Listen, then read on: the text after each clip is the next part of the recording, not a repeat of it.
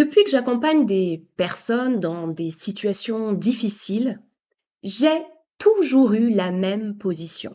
Plutôt que de se battre contre quelque chose, il vaut mieux orienter son regard vers là où on veut aller en fait, vers ce qui nous fait du bien, vers ce qu'on veut. Pas d'étiquette, pas de camp, pas de combat, parce que la colère, elle reconstruit pas. D'une part, elle amplifie ce qui ne va pas, et de l'autre, eh bien, l'énergie qu'on met à combattre, eh ben, c'est une énergie qu'on ne met pas à se relever. Et puis la vie m'a rattrapée. Mon histoire personnelle d'abord, et puis toutes les personnes que j'accompagne, alors essentiellement des femmes, ce qu'elles traversent, ce qu'elles ont le courage de faire, les actes qu'elles posent parfois au péril de leur sécurité, de leur équilibre, de leur vie entière. Et ça m'a obligée à affiner ma position parce que on peut pas accompagner ces réalités-là et rester dans une posture uniquement apaisée. C'est pas possible. Alors, il y a quand même quelque chose d'essentiel à distinguer. Les hommes bons, respectueux, on va dire non violents, ils existent, ils sont nombreux et ils méritent absolument pas d'être mis dans le même panier. Et j'irai même plus loin, certains hommes subissent eux aussi des violences.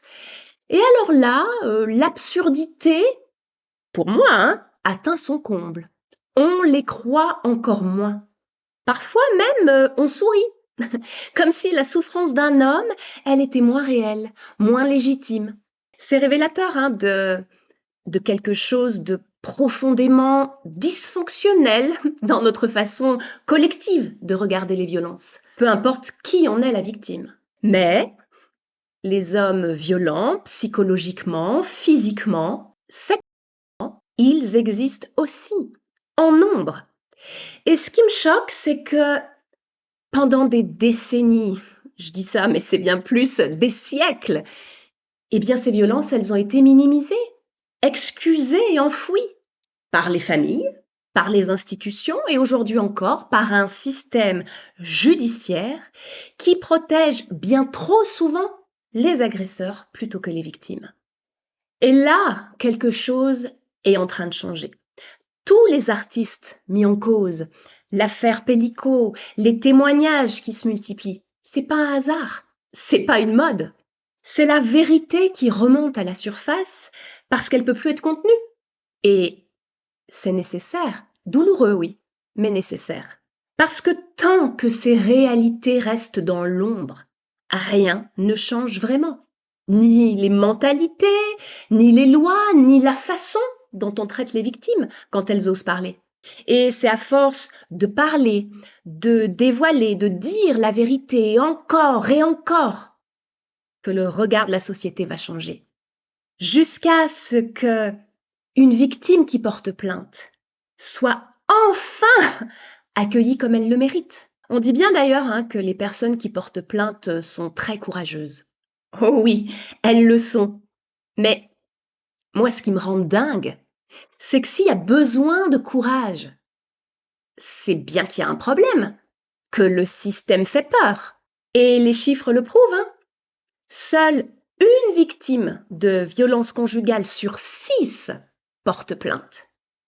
Pour les violences sexuelles, c'est 6%. C'est pas normal. On ne devrait pas avoir besoin d'être courageuse pour être entendue. On devrait juste être entendue. Parce que oser parler, vous savez ce que ça coûte? Ça coûte d'être mise en doute, questionnée, parfois retraumatisée par le système même qui est censé vous protéger. Et malgré ça, elle parle de plus en plus. Et chaque témoignage qui sort, chaque affaire qui éclate au grand jour, eh bien, c'est une pierre de plus dans la construction d'un monde où ce sera enfin inacceptable, vraiment inacceptable.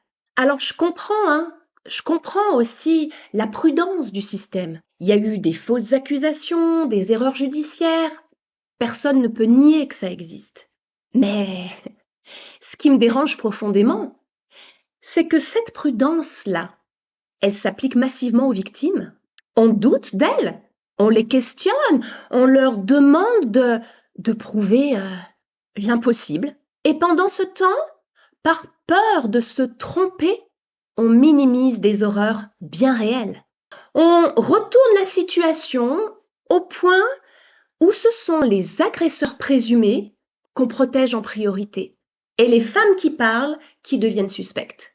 Aujourd'hui encore, la présomption d'innocence écrase la présomption de victime. Le maintien d'un lien parental est jugé plus important que le traumatisme d'un enfant. On est où là en fait? 42% des plaintes pour violences conjugales sont classées sans suite. Et écoutez bien, 86% sont classés sans suite pour les violences. C'est pas vraiment de l'équilibre, ça. C'est pas vraiment rendre justice aux victimes.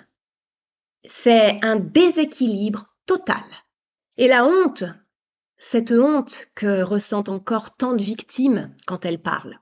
Comme si ce qui leur est arrivé, c'était de leur faute, comme si elles avaient quelque chose à se reprocher. Cette honte-là, c'est une construction.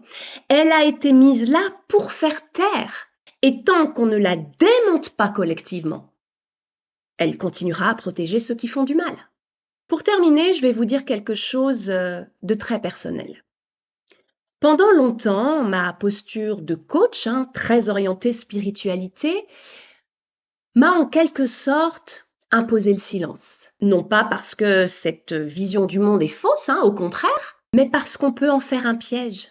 La paix intérieure comme injonction, le pardon comme obligation morale, la non-dualité comme façon de tout accepter, y compris ce qui est inacceptable. On nous dit aussi que le bien et le mal n'existent pas. Alors, dans l'absolu, j'en suis certaine. Mais nous, là, on vit dans la matière. Et dans notre réalité, une femme qui se fait violer, un enfant qu'on traumatise, une personne qu'on détruit psychologiquement, eh ben ça existe. Et parfois, on va même plus loin. On prie, on demande à l'univers, aux anges, aux maîtres ascensionnés, à je ne sais qui, de régler ce qui nous révolte. Comme si confier ça à une force supérieure nous dispensait d'agir. Cette philosophie-là, utilisée pour anesthésier toute réaction face à l'inacceptable, on va pas se mentir, c'est un piège de plus pour nous maintenir dans le silence. Et quand on est dans cette posture, eh bien on finit par taire des choses qui méritent d'être dites. Aujourd'hui, je crois que la vraie paix, elle ne s'atteint pas en évitant la réalité. Elle s'atteint en la nommant d'abord, en regardant en fait ce qui est vraiment, et seulement ensuite en choisissant comment avancer avec elle. Moi, je veux plus me taire. Je veux pas non plus être dans le combat. Je crois en fait qu'il y a un chemin entre les deux, et que c'est celui-ci qu'on devrait tous trouver. On vit dans un monde inversé aujourd'hui, beaucoup le savent. La violence dans le collectif est encore considérée comme normale, on le voit dans l'éducation, dans les relations, dans le traitement des animaux, dans les institutions. Ce qui blesse est encore trop banalisé. Ce qui est juste parfois, est tourné en ridicule. Le bien et le mal se confondent au point qu'on ne sait plus toujours les distinguer. Mais justement, si on croit que tout est énergie, que la conscience crée la réalité, qu'on est tous reliés, on ne peut plus rester spectateur de ça. Parce que ce monde, il ne changera pas tout seul. Il changera parce que chacun d'entre nous choisit à son niveau de ne plus regarder ailleurs. C'est pas du combat, c'est pas une mission de vie, c'est pas devenir le sauveur du monde. C'est juste chacun qui choisit de ne plus regarder ailleurs et de pas mettre sous le tapis en demandant à quelqu'un d'agir à sa place. C'est pas du combat, c'est ce que j'appelle de la responsabilité. Alors oui, j'ai souvent des commentaires qui me parlent de féministes. Oui, certaines positions féministes me semblent aussi parfois extrêmes.